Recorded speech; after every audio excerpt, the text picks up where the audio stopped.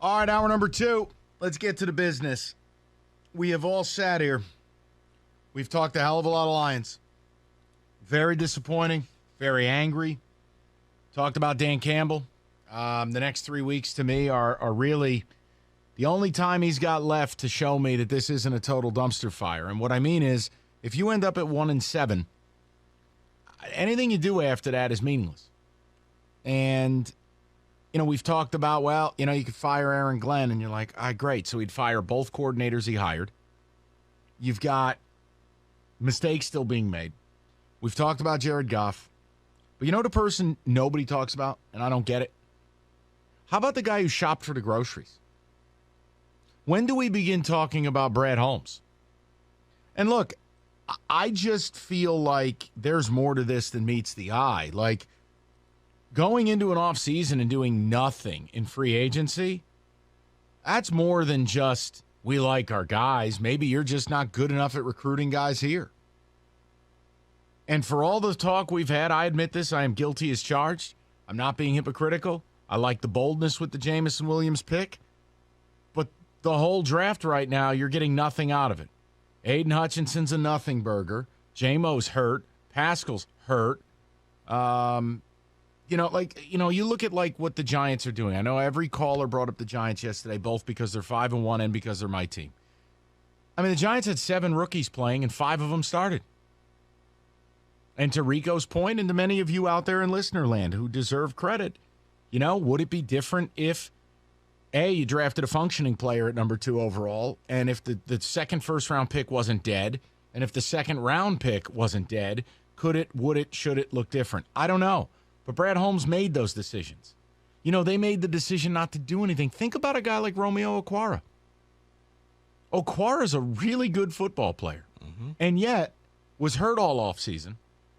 And even yesterday during our sports updates, there is no timetable for a return, no update on Romeo Okwara. So, Brad Holmes, your job is to know that type of thing. Right. And you look at the secondary, like Okuda's been good. And I understand DK Metcalf beat him up a little bit. Whatever, that's going to happen. But overall, you've gotten more from him than you ever could imagine, and yet the secondary's worse than you could ever imagine. You did nothing at the linebacker level, and you've gotten more from Rodrigo than you could ever imagine. And yet, linebackers stink. So I wanted to ask you guys the question. Seriously. Where, we know where you're primarily at with with Dan Campbell. But I don't know that you could throw the baby out with the bathwater. Brad Holmes deserves some serious heat here. Because if anything, guys like Joe Shane, look here, just use the teams. No one knows these GMs. The point is the Jets, Atlanta, Seattle, the Giants, you don't have years upon years to build. In the case of Robert Saleh, it's year 2. They started the year without their quarterback. They got babies running around on offense. They lost their left tackle for the season in Mekhi Becton. Why don't they need a ton of time? Why is it the Lions are this special case where I'm supposed to feel sorry and make excuses for Brad Holmes? Because right now, here's what I feel like. I got a little ahead of myself believing in this guy. And the reality is, when you look at the drafts and you look at the roster construction, this guy has basically said, it's cool having the least talented defense in the league. It's cool, we're not going to go out and get it major help. I don't see how you dodge criticism as a GM. I think you dodge criticism, Mike, because you've convinced not only the people, but you've convinced management that this is a long rebuild. And this is going to take a long time to overhaul all of the stuff that went on. And probably said, hey, the previous regime screwed us over. We got to do all of this stuff. But, yeah, I mean, his draft's not great. I assume that every GM worth anything can land their first round pick. That's the easy part. It's what you do later. Now, yeah, you got Amon-Ra St. Brown. I like that pick. But last year's draft, you didn't follow up. And you've heard me talk about you you got two people in your top 3 picks not contributing to the team. You went knowing you didn't sign any free agents in defense. You had that extra pick. You moved up and you took somebody who could help you long term. And by taking Jameson Williams tells me there's no pressure on them. They could afford to take somebody who can't help this team out. Because I don't really look for J-Mo to do anything this year at all. I have now come to your side on that, as depressing as that is. So I really have, because guess what? No timetable for him to even start football-related activities. Yeah. So you took him because it seemed great and everybody patted you on the back. But a lot of the decisions that were made, I don't understand what you're trying to do.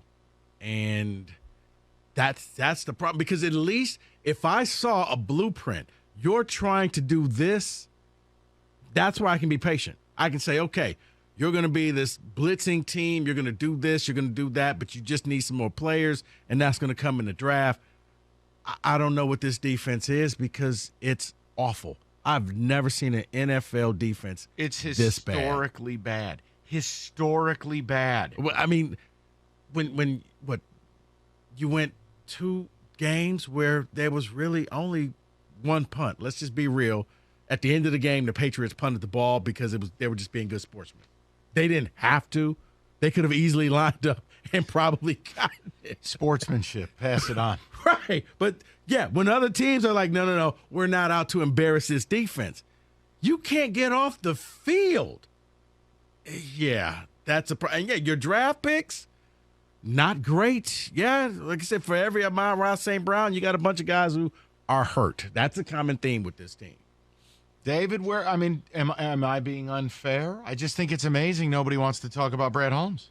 No, you're not being unfair because his strength was the draft, meaning that's what his background was. That's what he does. That's what he did, rather, with the Rams. So you would think, okay, all right, cool. He'll be able to draft, but they've been hurt. They haven't contributed. Sure, Penei Sewell was there. Fell to you. That was an easy pick. That's like a Calvin Johnson See, selection. that's what I'm saying. Right. And, well, So, I don't really, yes, I'll give him credit, but what happens after that? Because the weakness that he had was the pro player personnel side of it. He didn't have that background. So you would think, okay, he may need a little help on, assessing his roster a little bit and going out and getting a guy from another team and assessing him. So he hasn't done well anywhere. There's a problem here. And I know Dan Campbell's a bad head coach. He is. But you got to provide the groceries. You can't say, we want to make steak, but you're buying chicken. It ain't going to work. you know what? It's not going to work. Fascinating. And Deep thoughts from David Hall. My problem is, Deep Thoughts by D. Hall. The steak it tastes like chicken. recognize your roster. You were dealing with injuries going into the offseason. You needed to supplement your roster and say, look, I may not have to spend big here, but let me go out and get some, some insurance. David, think about it. Just a functioning corner, a functioning linebacker. Maybe, hey, Aquara might have some issues in the rehab process. Hey, Pascal's hurt. Guys, it's not about Von Miller. It's not about splashy. Yeah. But my God, I don't look, here's the deal. It's one thing if the product's not good. But what Rico said is right. Forget about Rico and I. You guys as Lion fans. This defense is worse than the 0-16 team under Brad Holmes' watch. And somehow some of you, not all of you, some of you, think it's okay and it's tra-la-la-la-la and we're going to fix it next year. It's a long build. You know what? No. The NFL allows for, promotes, and is structured for immediate returns. Guys, no offense, you went 3-14 last year. Now you've come back this year. You're off to a 1-4 start with the worst defense in history. Now, it could all change if they play well over the next month. But if it doesn't, explain to me how the steward of that gets away scot-free. Explain it. And oh, by the way, I was there all free agent period long, bitching and moaning. Like Estelle Getty and the Golden Girls, I was angry. I'm like, why aren't they bringing in help? And they told you, we're just going to run back with our guys. We got this. They understand the system. None of it made sense to me. Okay. Every now and then, you know what? Coaches and GMs, they roll the dice, man. They were forward about it, though, Rico. They said, we like our guys. Right. They thought, remember in the preseason in Hard Knocks? Yeah. Hey, looks like we got a defense. Yep. Oh, that may be as bad as Russell Wilson's sandwich commercial. Are you feeling dangerous? Lions Nation. Let's ride. I mean, Russell Wilson's got all the inspiration of a wet fart. Honest to God. David, ticket text, anything? Yeah, we do. Or do you want me to just go to the masses of people flooding the phone lines I'll on this? read a few texts. If the Lions were a college team, their defense would be 132 of 132. Yeah. Holmes deserves some blame for that. They'd be right next to UMass.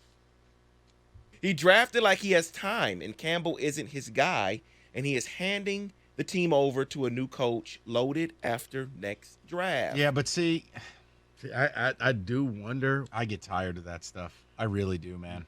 No, I wonder when that day is going to happen where you're going to hear the infamous, I didn't hire him, right? Okay. This ain't a we thing. This is a him thing.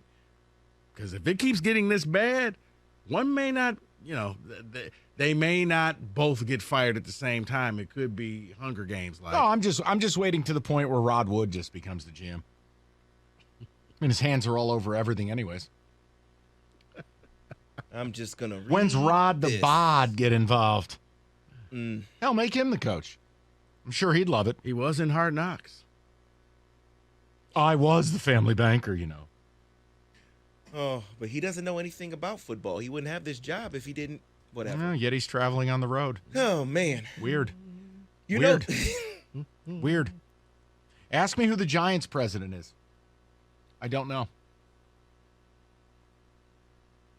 You know who was drafted in the picks after Levi? Tell me. Sante Samuel Jr., Jeremiah Owusu-Karamoah, and Nick Bolton. Brad Holmes proven again the second round is the Lions GM's graveyard. Oh, my goodness.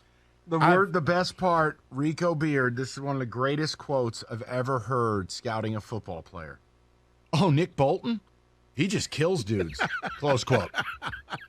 It was one of the greatest scouting things I've ever heard. Yeah, he just straight kills guys. Okay. I mean, yeah. Not far from the truth. You can talk about, the 40. No. No. Straight up murders people. Right. It's a business decision. Close quote. Just go down. Quit. Take a knee. Slide. Think about your kids, man. Think about your kids. All right. Let's get to the people. Everyone's got an opinion. Away we go. 97.1.